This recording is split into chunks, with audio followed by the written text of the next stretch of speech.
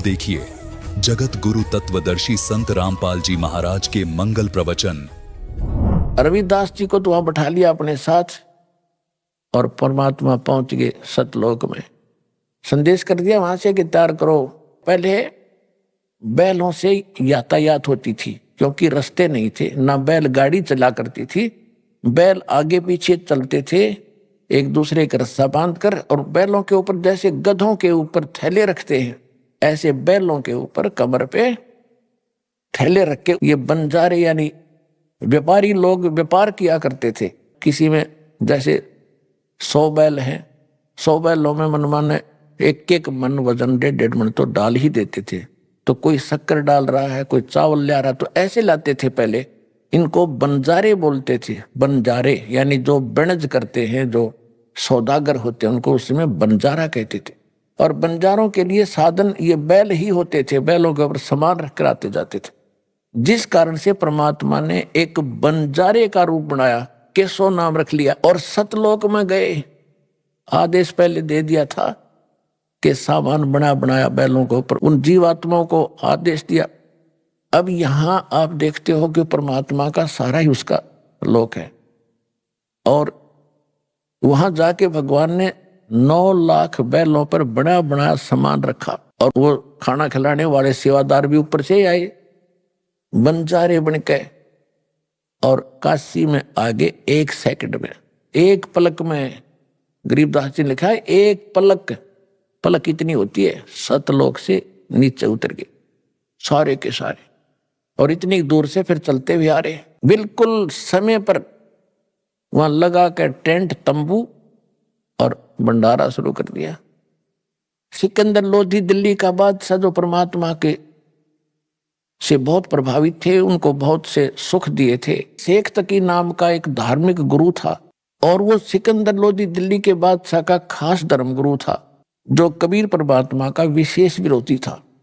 तो उसने एक चिट्ठी सिकंदर लोधी दिल्ली के बादशाह को भी दे दी थी कि आपको आपके गुरुजी बुला रहे, भंडारा कर रहे।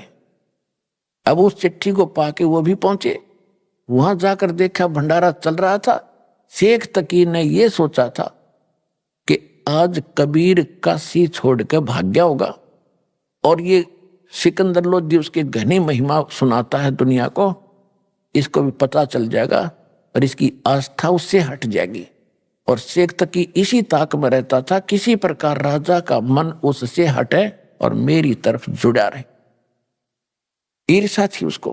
जब वहां जाकर देखा भंडारे चल रहे हैं, कोई खा रहा है, कोई लड्डू जलेबी कचौड़ी पकौड़ी दही बड़े, जो कुछ मांग रहे, जो खाद्य पदार्थ होती है, खांड घी देसी हलवा पूरी और खीर चावल, सब कुछ बना बना कर टेंटों के अंदर से भक्त ले जा रहे हैं और बांट रहे हैं।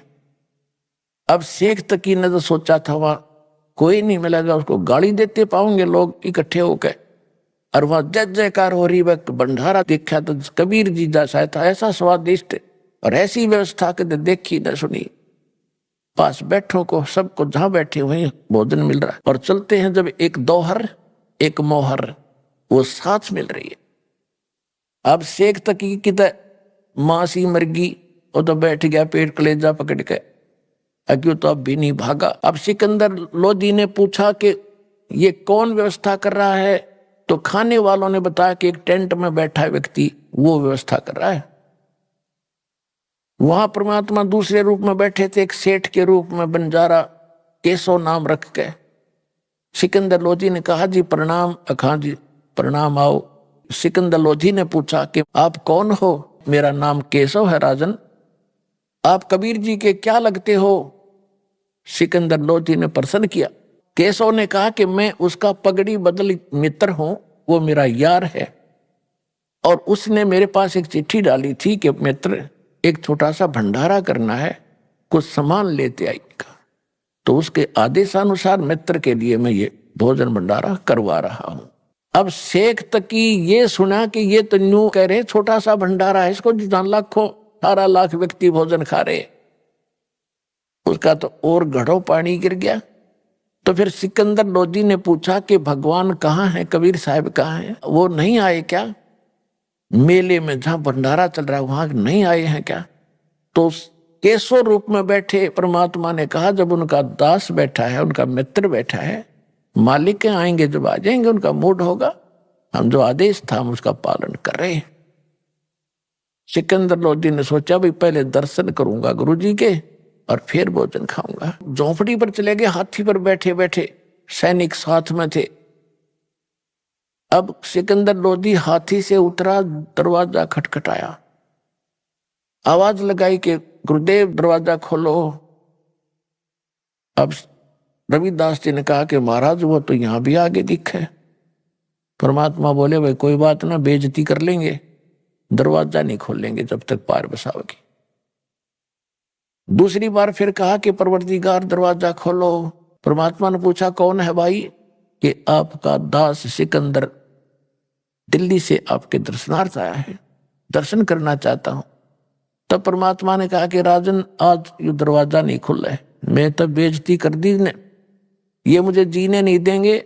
मैं तो आज इस काशी में हूं और घर छोड़कर अपने लेकर परिवार को कहीं दूर बसूंगा जाके, ये मुझे जीने नहीं दे रहे महाराज, मैं दरवाजा नहीं खोलूं, मेरी तो बेइज्जती कर दी ने। सिकंदर लोधी कहने लगे भगवान आप मुझे नहीं बहका सकते, आप किसी और को बहका सकते हो, मैं आपको खूब जान चुका हूं। आप स्वयं अल्लाह की जात हो, आप स्वयं अल्लाहु अकबर हो, आप खुद इलाही हो, आप सर्वशक्तिमान हो। हे परवरदिगार एक बार दर्शन दे दो मुझे। इतना अधीन जब हुआ तो कहा रविदास खोल दे खिड़की। दरवाजा खोला तो मुकुट समेत दंडवत प्रणाम किया सिकंदर लोधी ने परमात्मा के चरणों और कहा कि हे परवरदिगार कोई अगर आपको पहचान ले फिर तो समस्या हल हो जा, आपको पहचानना ही कठिन है। आपने वहां रंग लगा रखे भगवान, आपकी जय जयकार हो रही है, 18 लाख व्यक्ति जीवने लग रहे हैं और सभी ये देखना चाहते हैं कि वो कौन है वो महान आत्मा, कौन है वो सेठ कबीर, उसके दर्शन तो कर लें जिसने ऐसा भोजन करा रखा है। आपके दर्शन करना चाहते हैं, उनका कल्याण हो जाएगा, एक बार दर्शन दे दो उनको। कहते हैं परमात्मा खड़े हुए वहां पर, जो ही झोंपड़ी से बाहर आए आकाश से एक मुकुट आया, सुंदर मनोहर मुकुट, और ऊपर से फूल बरसने लग गया आकाश से परमात्मा के ऊपर, कबीर साहब के ऊपर।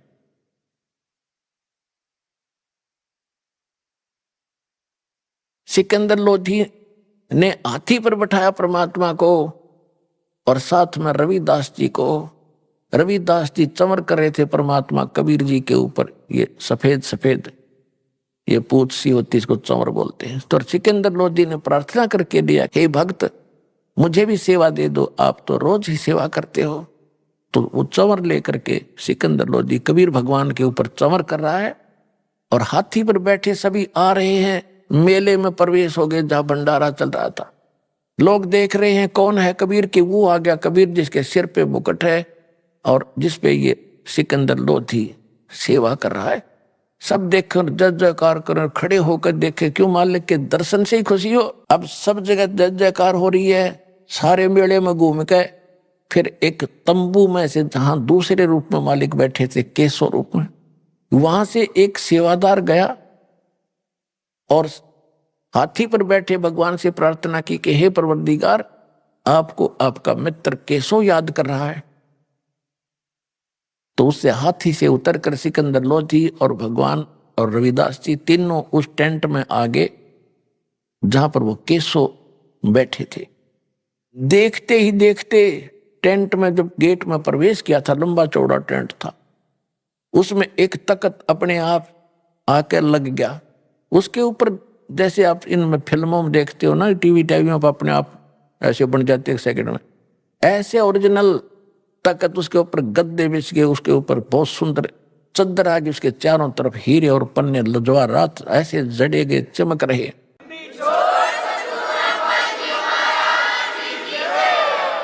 केशव ने खड़ा होकर कहा कि महाराज विराजो। उस तख्त पर भगवान बैठ के बीच में और टेंट को साइड से ऊंचा कर दिया, ऊपर ऊपर रह गया। और फिर 8 पहर तक ओए 24 घंटे तक केशव प्रसन्न कर रहा है और कबीर जी उत्तर दे रहे हैं।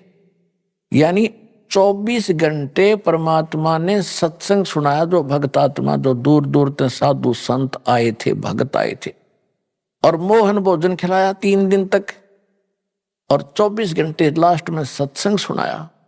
तो मालिक के सत्संग को सुनकर लाखों की संख्या में परमात्मा के शिष्य बने। तो परमात्मा ने एक तीर में कई शिकार करे। एक तो उनकी फड़क निकाल दी जो भगवान के पीछे पड़ रहे थे। उधर से वो जो जैसे पुण्यात्मा हो, आप हो, आपके और भाई बहन हैं, कोई जगन्नाथ पर जाते हैं, कोई अमरनाथ पर जाते हैं, कोई राधा स्वामी पर जाते हैं, कोई दंडन सतगुरु पर जाते हैं, कोई निरंकारी के, या कोई वैसे मंदिर माताओं की पूजा करे। ये सब भक्ति के लिए, भगवान के लिए तो भटक रहे हैं। और उस समय जो घर त्याग के आश्रमों में रह रहे थे, वो भी तो उसके प्यारी आत्मा थी भगवान की। वो भगवान के लिए तो भटक रहे थे। 3 दिन अपने बच्चों को वो भोजन खिलाया, और उनके 10-10, 20-20, 50-50 वर्ष के वो सोना चांदी 2 रुन जाते बेची होंगी, ताकि ये खा पी लेंगे भूखे मराण इस गंदे लोक में। इन पार तो जब होना है, जब कलयुग का यो समय आना, तब तक भी उनको राहत देंगे, दोबारा पहला नाम देंगे, उनको चार्ज करके चलेंगे। तो भगवान आपके लिए कैसे भटक रहे हैं? तो प्रसंग जो दास आपको आज क्लियर करना चाहता है, यदि तुम सभी उसके लिए तड़फोगे, भक्ति करोगे।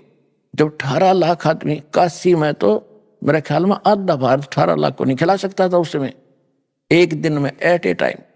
और जब सतलोक से उनके लिए भेज दिया, तो यह 7 अरब हैं, 8 अरब हैं ये पूरे संसार की आबादी, उनको खिलाते उसने के देर लगेगी अगर आप भक्ति करोगे। तो ये वो भगवान है।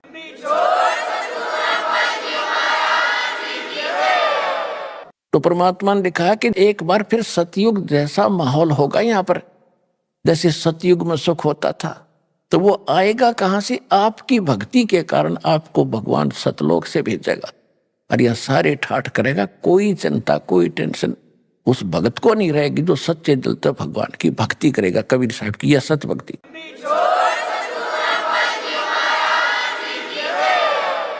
दास जो ये वचन बोल रहा है, ये किसी डूम भाट के गीत नहीं है, ये भगवान की बताई बातें हैं।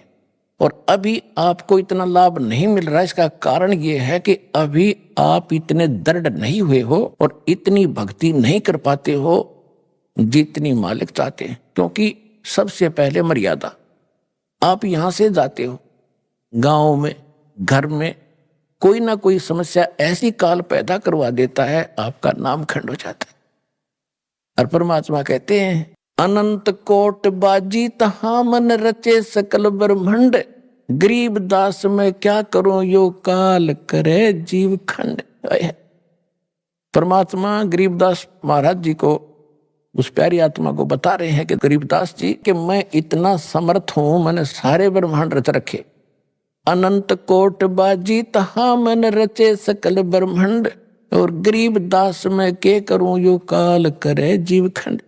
कि ये काल मेरे से इनको तोड़ लेता है, इनका नाम खंडित करा देता है। यदि ये नाम पर डटे रहे तो न सारे सुख दूं, न मोक्ष दूं, तो अंत में भगवान भी दुखी हो जाता है कि मैं क्या करूं, ये खंडित करवा देता कोई न कोई बकवास करवा के, फिर मैं नहीं कर सकता, इनको कोई लाभ नहीं दे पाता, जिस कारण इनको अविश्वास हो जाता है। फिर ये मुझसे दूर चले जाते हैं, और फिर तो सदा दुखी रहना ही रहना है इनको, मेरे से दूर हो करके फिर सुख कैसा।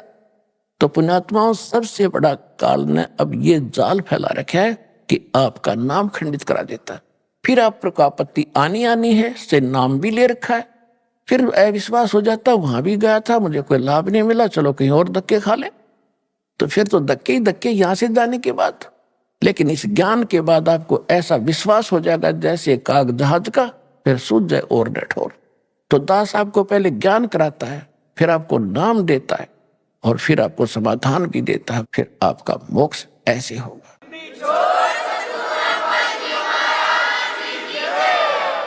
तो परमेश्वर ने कहा था कि कलयुग जब 5500 वर्ष बीत जाएगा, उसके बाद पूरे विश्व में सतयुग जैसा व्यवहार होगा, सतयुग जैसे विचार होंगे, और पूरी सृष्टि पूरा विश्व नाम लेगा मेरा और मेरे बच्चों को फिर लाखों करोड़ों अरबों की संख्या में, खरबों की संख्या में अब परमात्मा पार करेगा। आप दृढ़ता से लगे रहना दास के विचारों पर विश्वास करके। ये भगवान के विचार।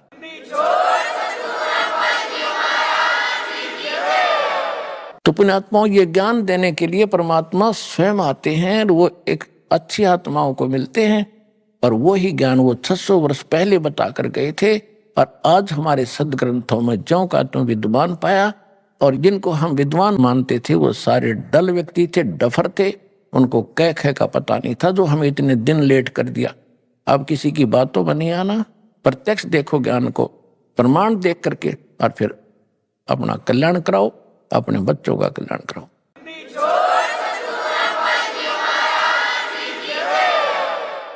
परम पिता परमात्मा पूर्ण ब्रह्म सर्व सृष्टि रचनहार, कुल के मालिक, सभी आत्माओं के जनक परम पिता परमेश्वर कबीर जी की असीम रजा से आप सभी पुण्यात्माएं ये सत्संग सुनने के लिए उपस्थित हुए।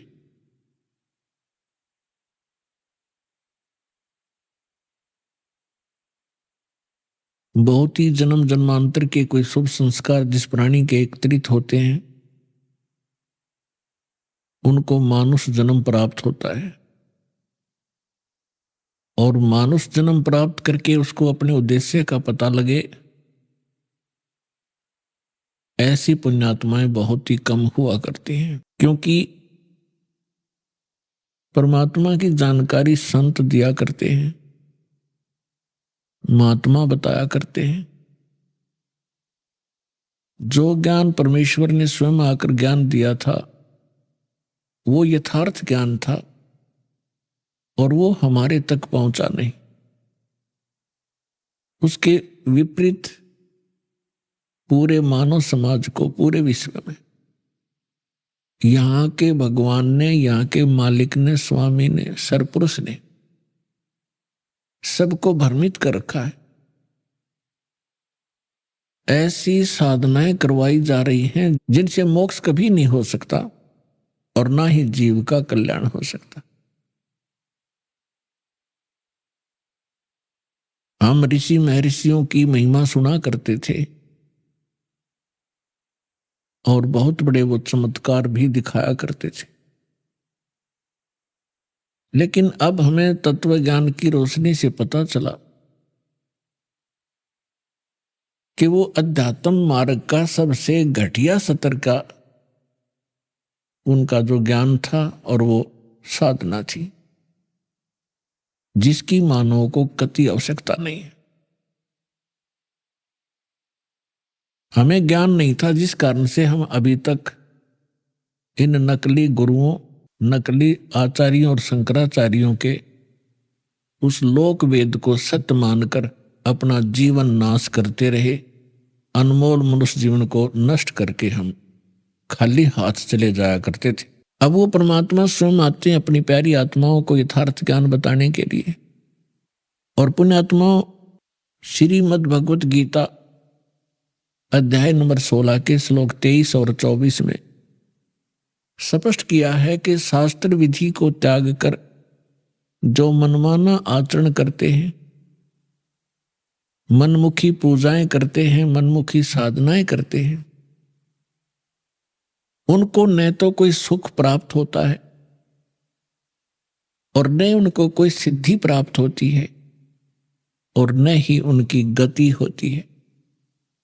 और इन तीन पदार्थों के लिए, तीन वस्तुओं के लिए ही हम परमात्मा की भक्ति किया करते। शास्त्र विधि अनुसार साधना कौन सी है, उसका प्रमाण कहाँ है, जिससे हम निर्णय कर सकें कि वो साधना कौन सी है और कहाँ प्रमाणित है और किन महापुरुषों ने वो साधना की जिनका मोक्ष हुआ हो और हम ये मानते हो कि सचमुच उन महापुरुषों का मोक्ष हुआ ही हुआ है। तो फिर हम आसानी से समझ सकते हैं कि जो साधना मोक्षदायक है वो कौन सी है और मोक्ष के विपरीत है वो कौन सी है, शास्त्र अनुकूल साधना कौन सी है, शास्त्र विरुद्ध कौन सी है। जब तक हमें स्वयं ये निर्णय नहीं होगा कि शास्त्र अनुकूल साधना कौन सी है और शास्त्र विरुद्ध कौन सी है, तो तब तक हम जो भी साधना कर रहे होते हैं उसी को सत्य मानते हैं, क्योंकि उसी समुदाय में जिसमें हम रह रहे होते हैं, चाहे हम किसी धर्म अक्षेत्र में रह रहे हों या हम किसी संत गुरु के शिष्य बनकर अपनी भक्ति साधना कर रहे हों, तो वहाँ जितने भी धर्म के अनुयायी मिलते हैं या उस संत जिसके आप अनुयायी शिष्य बने हो उसके जो अनुयायी मिलते हैं वो सभी वही साधना कर रहे हैं और सभी सेट हो जाते हैं कि यही ठीक है, क्योंकि सभी कर रहे हैं। सबसे पहले तो हम ये निर्णय करेंगे कि सदग्रंथ किसे कहते हैं, वो सदग्रंथ कौन से हैं जिनको हम आधार मानकर अपनी भक्ति करें और निर्णय करें। पुण्यात्माओं, अपने हिंदू धर्म के अंदर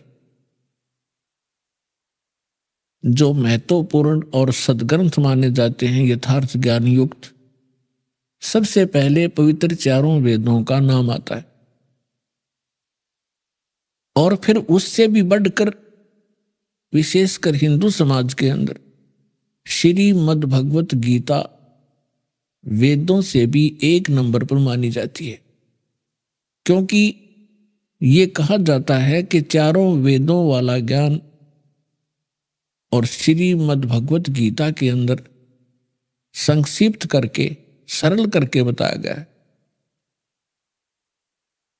ये बिल्कुल सही है। इसके बाद आते हैं पुराण और उपनिषद। पुराण क्या है, उपनिषद क्या है और वेद और श्रीमद् भगवत गीता क्या है, ये हमने समझना पड़ेगा। पुण्यात्माओं, ये मोक्ष मार्ग है, ये मनुष्य जीवन बहुत अनमोल है। मानव को अभी इसकी कीमत का ज्ञान नहीं है, केवल सुनते सुनते हैं कि मानुष जन्म बड़ी मुश्किल से प्राप्त होता है, बड़ा सुदुर्लभ है और इसको ऐसे व्यर्थ नहीं करना चाहिए। लेकिन इस तत्व ज्ञान से आपको वास्तविकता का पता चलेगा कि सचमुच ये कितनी कीमत है इसकी। और जिस समय आप इस तत्व ज्ञान के आधार से मनुष्य जीवन की कीमत को समझोगे, जिस प्रकार अब भारत का या पूरे विश्व का बच्चा बच्चा ये चाहता है और सभी समाज भी चाहता है कि बेटे और बेटियां सभी शिक्षा ग्रहण करें और कितना ही पैसा हमारा लगे ये शिक्षित हों। और कितनी महंगी शिक्षा हो चुकी है, हम फिर भी गरीब से गरीब व्यक्ति भी ये सोचता है कि अपने बच्चों को पढ़ाऊं ताकि इनका जीवन सफल हो। आप देख रहे, आपके समक्ष है। और दास ने वो जमाना देखा है जिसमें इस पढ़ाई की कोई कीमत नहीं थी, वैल्यू नहीं थी, और घर से धक्के तो पकड़ पकड़ टीचर लाया करते छोटे बालकों को, उनके घर वालों को समझा बुझा के। तो वो समय भी देखा था, क्योंकि उस समय इस शिक्षा की महिमा का, शिक्षा के गुण का ज्ञान नहीं था। और फिर इस जो भौतिकवाद में ज्ञान हुआ, अब पता चला कि बच्चा शिक्षित हुआ, बड़ा अधिकारी बन गया या कोई कर्मचारी बन गया, उसका ठीक गुजारा हो गया, तो सभी ने स्पीड पकड़ दी और सभी शिक्षित हुए। अब परमात्मा की लीला को आप धीरे धीरे समझोगे। ये सारी लीला करी कबीर भगवान ने, इस परमेश्वर ने, कि एक बार मेरे बच्चे अक्षर ज्ञान युक्त हो जा। और आप देख रहे हैं, क्योंकि दास का तो इस मार्ग में सारा विचार इधर रहता है। सन 1994 में दास को दीक्षा देने का आदेश प्राप्त हुआ था पूज्य गुरुदेव जी से। तब तक ये कोई मीडिया विशेष नहीं था, ऑडियो कैसेट होती थी, बस यहीं तक सीमित थे। अब देखते ही देखते कमाल कर दिया, कितने अच्छे इलेक्ट्रॉनिक चैनल बन गए, मोबाइल बन गए कितनी अच्छी क्वालिटी के, जिसमें चिप डाल लो, 100 घंटे का सत्संग, 50 घंटे की फिल्म, परमात्मा की सीडी यानी सत्संग की, देखो कहीं बैठ के। डीवीडी बन गई, सीडी बन गई, सीडी प्लेयर बनवा दिए दाता ने। तो पुण्यात्माओं, जो दास कहना चाह रहा है कि आपने जिस प्रकार शिक्षा में अपना समर्पण किया, बच्चों को फ्री भी छोड़ दिया, 15-20 वर्ष के बच्चे तुम पढ़ो और खूब धन भी लगाते हो और समय भी पूरा देते हो, किस लिए? एक 2 रोटी के लिए। और जितने बच्चे आज पढ़ रहे हैं, जिनमें से 2% ही सरकारी नौकरी ग्रहण करेंगे, 98% वो फिर वही काम करेंगे जो हमारे दादे परदादे परंपरागत करते आ रहे थे। अब इसका फायदा हमें ये हुआ कि हम शिक्षित कर दिए दाता ने, और अब शिक्षित हुए तो भगवान पहचानेंगे। तो इसी प्रकार जब आपको इस परमात्मा की भक्ति और मोक्ष की कीमत का पता चलेगा, आप सभी बुद्धिमान व्यक्ति हैं, आज वर्ल्ड के कोई बालक नहीं है, आप सभी का एकदम ऐसा यू टर्न होगा। अब आप भक्ति की तरफ, परमात्मा की तरफ, बच्चा बच्चा भक्ति करेगा, सबके हाथ में माला होगी, जेब में मोबाइल होगा तो परमात्मा की चर्चा ही चलेगी। ये बकवाद बंद हो जाएंगी जो जिनके लिए इसको प्रयोग किया जाता है। तो दास प्रार्थना ये करना चाहता है कि आप जी, दास जो आपको गॉड गिवन स्पिरिचुअल नॉलेज बता रहा है, प्रभु दत्त, परमेश्वर ने अपने मुख कमल से जो तत्व ज्ञान बोला है, वो तत्व ज्ञान अभी तक छुपा हुआ था। परमात्मा का आदेश था। जिन महापुरुषों को परमात्मा ने अपने गवाह बनाया, साक्षात्कार किया, जिन महापुरुषों ने परमेश्वर का सचखंड देखा, जहां हम रहा करते थे, जहां से आत्मा सारी की सारी जहां से आई है, जहां हम कितने सुखी थे, ना मृत्यु थी ना वृद्धावस्था थी, युवा शरीर रहता था, किसी चीज का अभाव नहीं था, कोई गर्मी और सर्दी वहां नहीं थी, बहुत सुंदर वातावरण है। तो हम वहां रहा करते और उस सुख को हम छोड़कर यहां अगर काल ने हमारी बुद्धि इतनी जकड़ दी कि सब कुछ भुला दिया। हमने पिछले जन्म का नहीं पता हम कहां थे और कैसे थे, ऐसी मिट्टी डाल देता हमारी बुद्धि के ऊपर। ये परमेश्वर ने आकर के हमें बताया कि आप यहां के वासी नहीं हो, आप इतना कष्ट उठा रहे हो, आप सारा जीवन एक इस भौतिक सुख को प्राप्ति के लिए, संपत्ति संतान की व्यवस्था करने के लिए सारा जीवन डिवोट कर देते हो, और जब आप संसार छोड़कर जाते हो आपके साथ कुछ नहीं जाता, केवल पूरे जीवन में किए हुए पुण्य और पाप आपके साथ होते हैं। तो